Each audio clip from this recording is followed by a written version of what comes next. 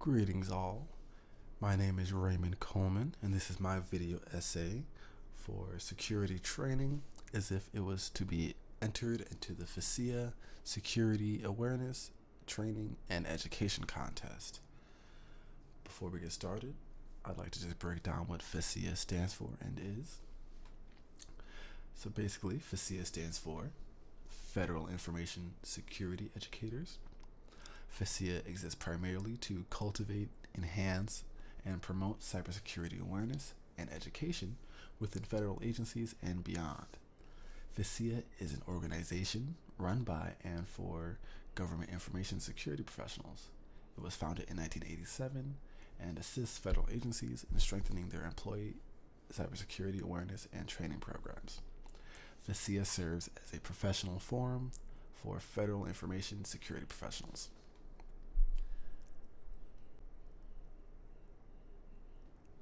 FASEA exists under NIST, the National Institute for Standards and Technology.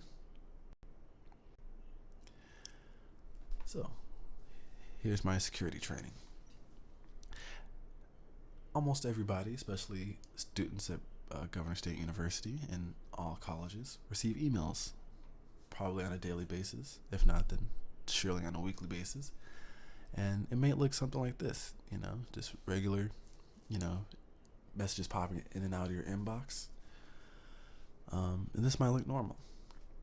What about this? This may also look normal to the untrained eye, but on the contrary, this is what's called a phishing attack.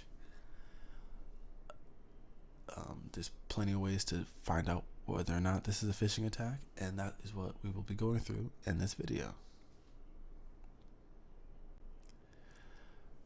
Phishing attacks are fraudulent emails sent by threat actors, which are people that want to either steal your information or your data or just do you wrong for whatever reason.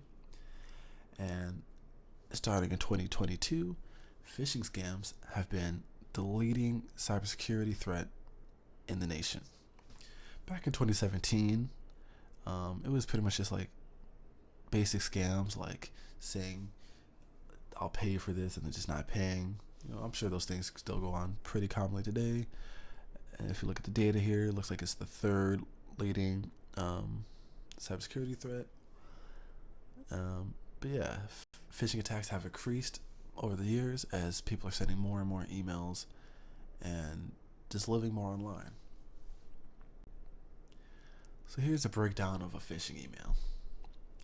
So they'll usually have a too good to be true offer. You've just won $1,000 gift card. If you haven't entered in any raffle or any contest to win something, then 9 times out of 10, you probably didn't win anything, and you're not going to receive a legitimate email telling you that you won something. There's oftentimes discrepancies between the sender's name and email address.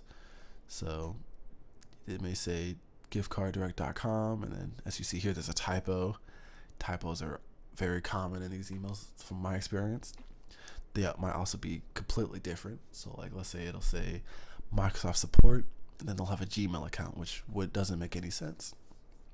There's almost always a suspicious link. That's pretty much like the main way that they get you, by having you click on a link that says it's going to take you somewhere, like to the main website of Target, but it's actually going to take you to their website, which may even look just like Target's website. But if you were to enter any data or even just click on the link, depending on how advanced the hacker is, then your data will be stolen. There's oftentimes spelling or grammatical errors, like I said before. As you see here, it's a deer, D-E-E-R, like the animal, instead of deer, D-E-A-R. They almost always try to rush you to get you thinking rapidly, so they always demand urgency. You'll see this often with emails saying that you've been hacked and you have to pay money now or else you'll lose all your data. You'll see that oftentimes as well. And they'll almost always request sensitive information because, like I said, that's how they get you. Here's another example from a fake PayPal phishing email. Another way that they could try to get you is by trying to give you a false sense of urgency. Like we said before, like, oh no, something went wrong. please hurry up and do this action now. And the reason they do this, which is called social engineering, using social mental tactics to get information out of people, is when you're in a rush, you don't think as thoroughly, you don't think as carefully, and that may lead you to make mistakes and risk your actions.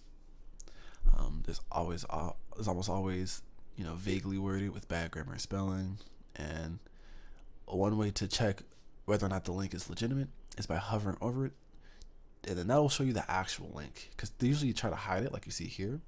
But if you hover over it, you can maybe take a screenshot or copy that link, and then you can go to the internet and then look up whether or not that link is legitimate or not. If it's not like a common link like PayPal.com or whatever the link may be, then you know for sure that this is an illegitimate link and that you should avoid pressing on it. And the biggest rule of thumb when it comes to keeping yourself safe on the internet is to just, if you're not expecting something, don't believe it to be 100% true without doing your due diligence. You want to check to make sure these things are legitimate and make sure that these things are safe, and then you can go from there. If you didn't enter a raffle, then don't believe an email telling you that you won a raffle.